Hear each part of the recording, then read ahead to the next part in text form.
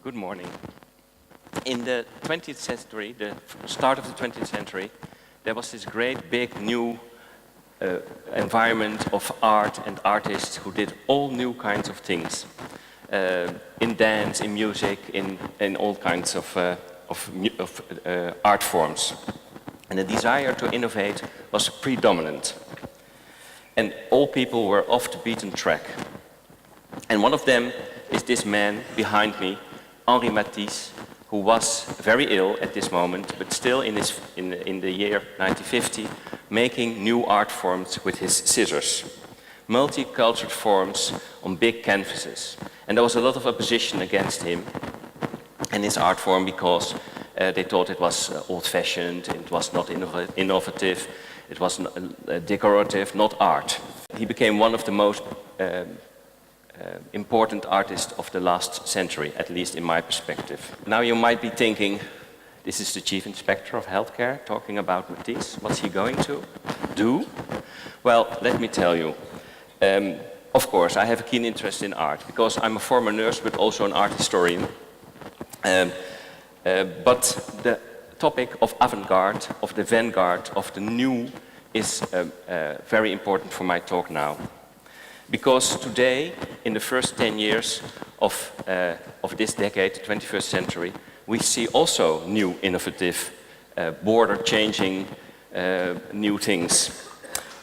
Also, in my view, an avant-garde moment of technology. And some people call it the Internet of Things, other people call it the Fourth Industrial Revolution. But it is a fact that things are changing rapidly. And once again, for me, what I see is the desire to innovate is predominant. But all these technologies offer also challenges for patient safety.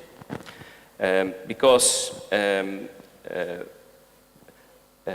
the character of this energy and these things will make that we want to have it, how do I put it, in a safe way. We as the inspectorate think things should be safe for patients.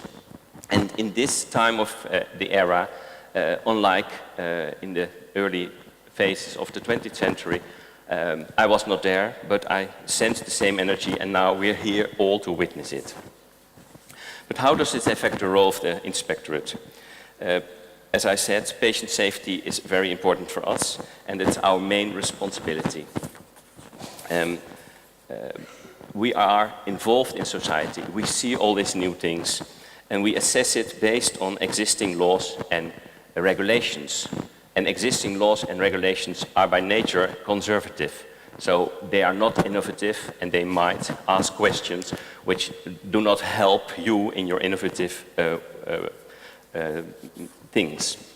Innovations offer, in the long run, beautiful results. But at this moment, for instance, when you have an app for diagnostics means that we want to see that it's really safe, that not just a bit safe, but really safe. So we ask those questions. And how do we do that? We do that with what I said, the current laws. And therefore, we ask that you make a prospective risk analysis up front, that you think about how the governance will be. Do you need it to be, because it goes very fast, how does your organization cope with the very fast developments?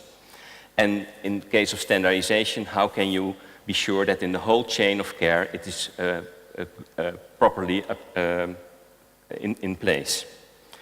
Who has access to the data? How do you log it? How do you cope with the information security? For instance, we had the flood in the VU Medical Center, where all the machines were flooded also in the cellars. There were no electronic means anymore.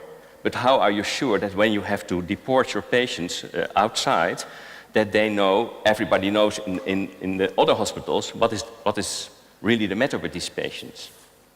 So how do we consider those aspects? Well, we take in perspective the role of the citizen, of the patients. That's very important. That's, I think, the most important. So we want to look through their eyes. We want to connect with the developers, and we want to be open about our findings. So openness is very important, very transparent, and we communicate that on our website. And we will do that more and more and more. So when I look into the future role of the inspectorate into e-health and the new developments which are all laying ahead of it, and it's going very, very fast, we want to keep up with the avant-garde. That's my vision. We want to understand it, and we want to continue to promote high-quality healthcare. And therefore, we are obliged to ask pointed and sometimes uncomfortable questions. And I'm sorry to say, but you have to answer. And we are going to ask and to help you give the answers. So we, in that perspective, going back to Matthijs, we would like to follow his example and use our scissors as inspectorate, not to cut you, but to shape you and make together beautiful forms. Thank you for your attention.